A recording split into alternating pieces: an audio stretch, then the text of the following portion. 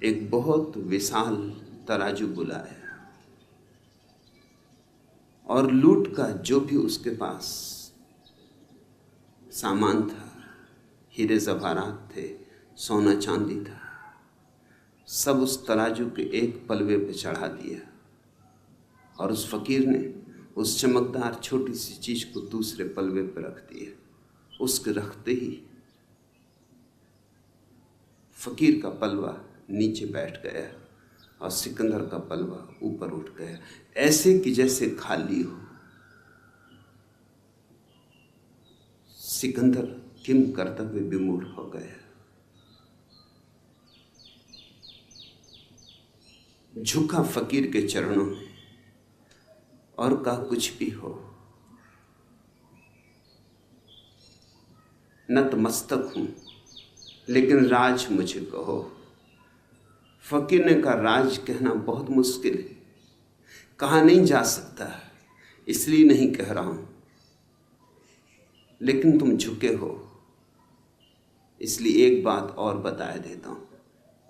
एक चुटकी धूल उठाई रास्ते से और उस चमकदार चीज पर डाल दी, और न मालूम क्या हुआ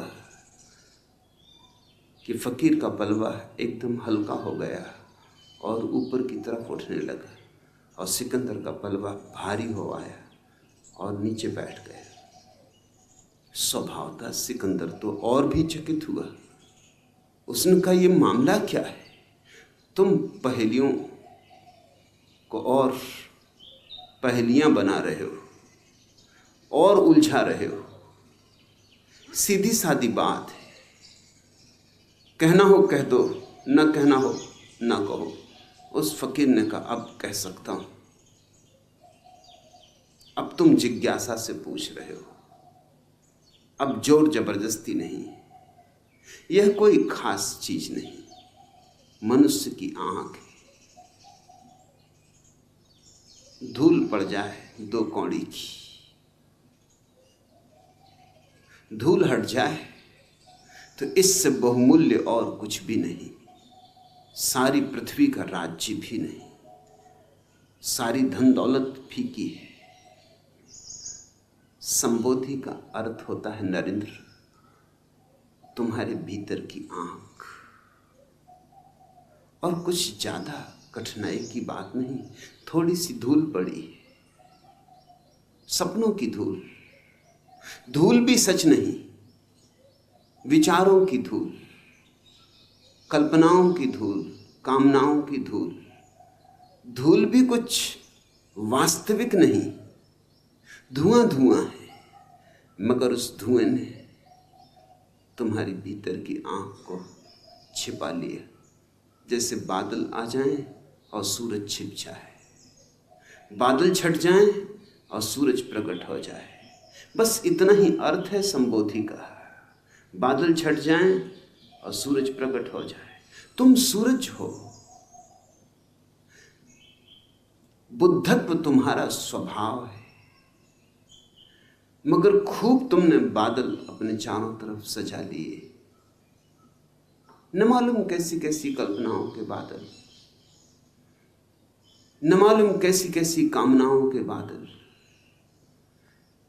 जिनका कोई मूल्य नहीं, जो कभी पूरे हुए नहीं, जो कभी पूरे होंगे नहीं।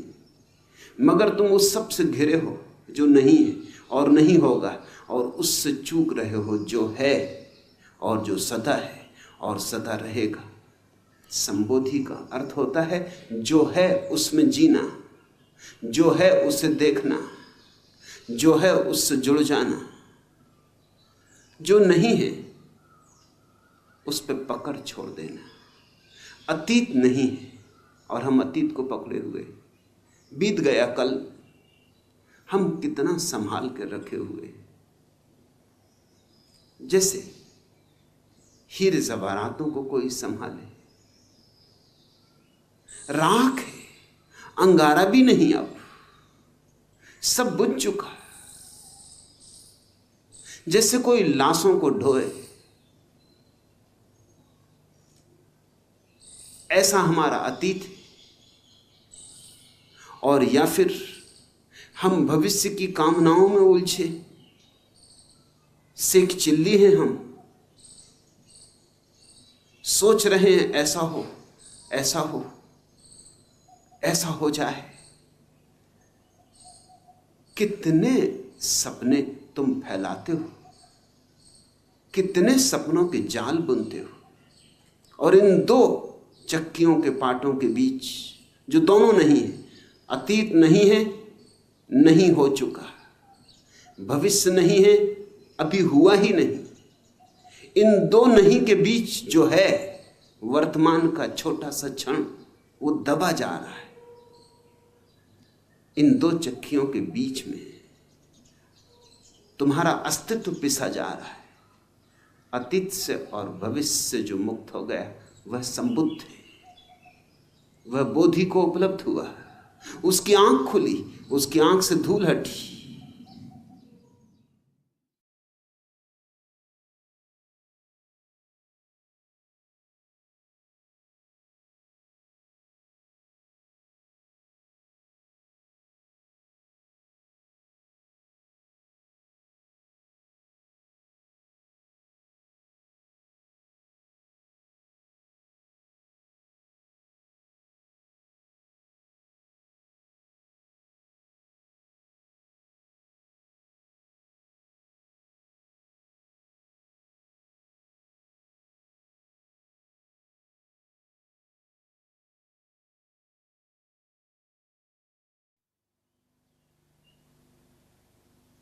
महान सिकंदर भारत आया। उसने एक फकीर के हाथ में एक चमकती हुई चीज देखी, पूछा क्या है।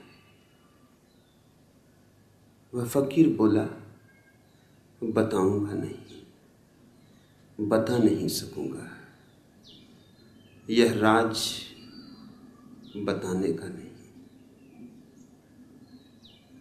लेकिन सिकंदर जिद पे अड़ गया। उसने कहा, हार मैंने माननी जीवन में कभी सीखी नहीं, जानकर रहूंगा। तो फकीर ने कहा, एक बात बता सकता हूं कि तुम्हारी सारी धन दौलत इस छोटी सी चीज के सामने कम वजन की है। सिकंदर ने तत्क्षण एक बहुत विशाल तराजू बुलाया और लूट का जो भी उसके पास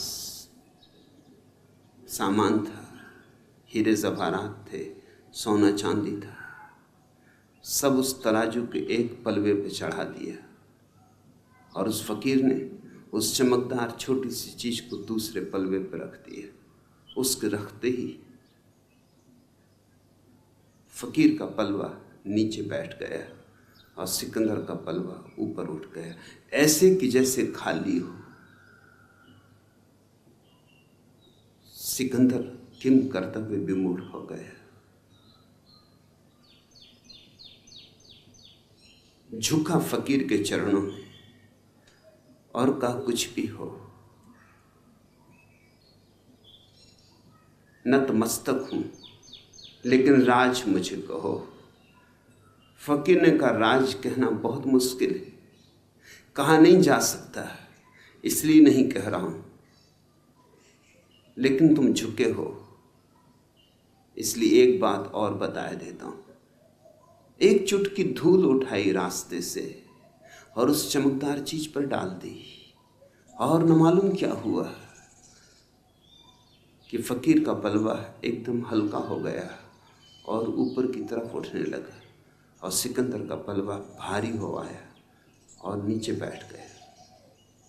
स्वभाव था सिकंदर तो और भी चकित हुआ। उसने कहा, यह मामला क्या है? तुम पहेलियों को और पहेलियां बना रहे हो और उलझा रहे हो। सीधी सादी बात है, कहना हो कह दो, न कहना हो न कहो। उस फकीर ने कहा, अब कह सकता हूं,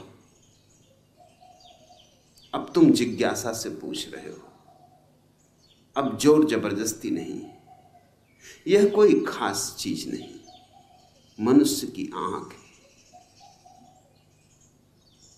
धूल पड़ जाए 2 कौड़ी की, धूल हट जाए तो इससे बहुमूल्य और कुछ भी नहीं। सारी पृथ्वी का राज्य भी नहीं, सारी धन दौलत फीकी है। संबोधि का अर्थ होता है नरेंद्र, तुम्हारे भीतर की आंख। और कुछ ज्यादा कठिनाई की बात नहीं, थोड़ी सी धूल पड़ी है, सपनों की धूल। धूल भी सच नहीं, विचारों की धूल, कल्पनाओं की धूल, कामनाओं की धूल। धूल भी कुछ वास्तविक नहीं, धुआं धुआं है, मगर उस धुएं ने तुम्हारी भीतर की आंख को छिपा लिया। जैसे बादल आ जाएं और सूरज छिप जाए, बादल छट जाएं और सूरज प्रकट हो जाए। बस इतना ही अर्थ है संबोधि का। बादल छट जाएं और सूरज प्रकट हो जाए। तुम सूरज हो, बुद्धत्व तुम्हारा स्वभाव है, मगर खूब तुमने बादल अपने चारों तरफ सजा लिए। न मालूम कैसी कैसी कल्पनाओं के बादल, न मालूम कैसी कैसी कामनाओं के बादल, जिनका कोई मूल्य नहीं, जो कभी पूरे हुए नहीं, जो कभी पूरे होंगे नहीं। मगर तुम उस सब से घिरे हो जो नहीं है और नहीं होगा, और उससे चूक रहे हो जो है और जो सदा है और सदा रहेगा। संबोधि का अर्थ होता है जो है उसमें जीना, जो है उसे देखना, जो है उससे जुड़ जाना। जो नहीं है उस पर पकड़ छोड़ देना। अतीत नहीं है और हम अतीत को पकड़े हुए। बीत गया कल, हम कितना संभाल कर रखे हुए, जैसे हीरे जवाहरातों को कोई संभाले। राख है, अंगारा भी नहीं, अब सब बुझ चुका। जैसे कोई लाशों को ढोए, ऐसा हमारा अतीत है। और या फिर हम भविष्य की कामनाओं में उलझे सेक चिल्ली हैं। हम सोच रहे हैं ऐसा हो, ऐसा हो, ऐसा हो जाए। कितने सपने तुम फैलाते हो, कितने सपनों के जाल बुनते हो, और इन 2 चक्कियों के पाटों के बीच जो दोनों नहीं है, अतीत नहीं है, नहीं हो चुका, भविष्य नहीं है, अभी हुआ ही नहीं, इन 2 नहीं के बीच जो है वर्तमान का छोटा सा क्षण, वो दबा जा रहा है। इन 2 चक्कियों के बीच में तुम्हारा अस्तित्व पिसा जा रहा है।